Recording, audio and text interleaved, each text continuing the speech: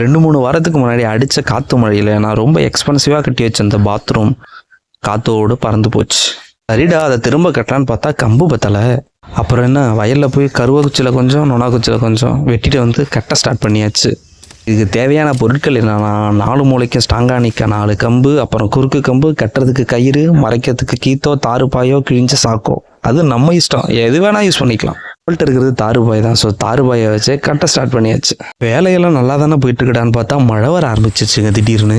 ஒரு பேயிட மழை ராத்திரி நேரத்தில் மனுஷ மக்கள் தூங்குனதுக்கு பின்னால பெஞ்சாவல சந்தோஷமா இருக்கும். இன்னைக்கு பாத்ரூமை கட்டியே ஆகணுட்டான்னு கட்டிட்டோம்ல. இந்த நேரத்தில் வச்சா உடனே பிடிச்சிக்கணும். தம்பி 3 முருங்கை பொத்து நட்டுருக்காப்புல. நல்ல விஷயம். என்ன மழை பெஞ்சாலும் கொடை பிடிச்சாவது நான் பாத்ரூமை கட்டிடுவேன்னு கட்டிட்டேன்ல. இதில் புது இன்னோவேஷன்லாம் வேறு வச்சுருக்கோம்.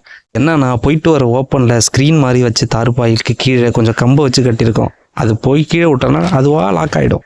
ஓகே ஜலகுட்டிஸ், நெக்ஸ்ட் வீடியோவில் பார்க்கலாம். டாடா.